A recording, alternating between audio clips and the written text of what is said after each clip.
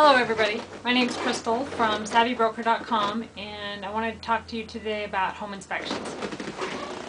Home inspections are not law, so the law does not say that you have to have a home inspection.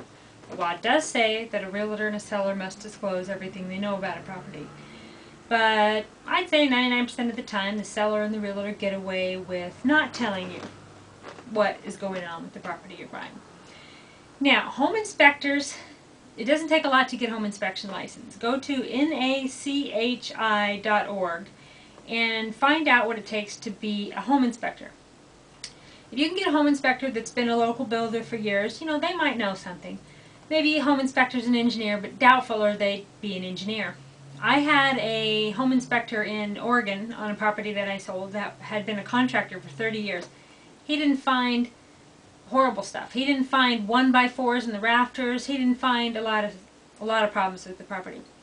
When he first showed up on the property, he said, "Well, are you trying to get out of the contract? What do you want the inspection to say?" And we said, "Well, we want it to say the truth. We want to really know what's going on with the property." Well, that didn't work out. So I don't have a lot of faith in home inspectors. In Montana, I had a home inspection, and what happened with that one was there was a water heater, and we had to tell them they put the wrong year on. There was a roof leak that was pretty obvious. They didn't catch that. We had to tell the inspector. And so I don't have a lot of faith in home inspectors. And then there's the other ones that go too far with their ego too big and tell you what's wrong with the foundation and what's wrong with all these different structural issues which they're not qualified to do. So yes, I do recommend a home inspection, only because that's what the courts and that's what your peers will say in court. They'll be like, "Well, why didn't you get a home inspection on that kind of an investment?" Well, because I didn't believe in it. So a few $100s, you know, you might as well get a home inspection. But I wouldn't believe them. I wouldn't believe that they're going to find everything. I wouldn't believe that if they do find something that it's really true. I would get one, like I said, in case of a lawsuit, but you know, it's really kind of pointless. So I have no faith in home inspections, and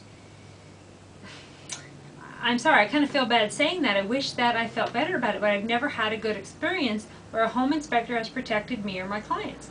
They've either went too far with calling out things that weren't really a problem, or they didn't go far enough. So you might get an engineered inspection. You might be better off to have your father-in-law look it over, but the best thing to do is to go to SavvyBroker.com and subscribe to my real estate blog. I've seen enough lawsuits and situations, adverse material facts, and latent defects to help you in your real estate transaction.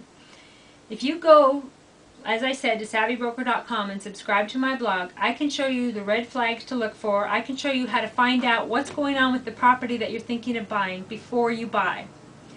This is the kind of home inspection that only you can do. Yes, rooting around in the basement and the attic, but it's who to talk to in the community. It's what you really need to do to find out what's going on with that home before you endanger the lives of your family and before you eat away your assets. You know, the financial and the stress that can be caused in your life by not knowing what's going on with the home you're buying is a very big deal. And when you move to a community, you don't necessarily know. I've been in, you know, some community I'm from my whole life, and I still don't know some of the problem houses, and buyers can still get into trouble.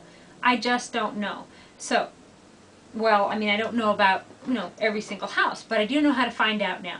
So subscribe to my blog, and I can teach you how to keep yourself out of real estate trouble and show you the red flags to look for.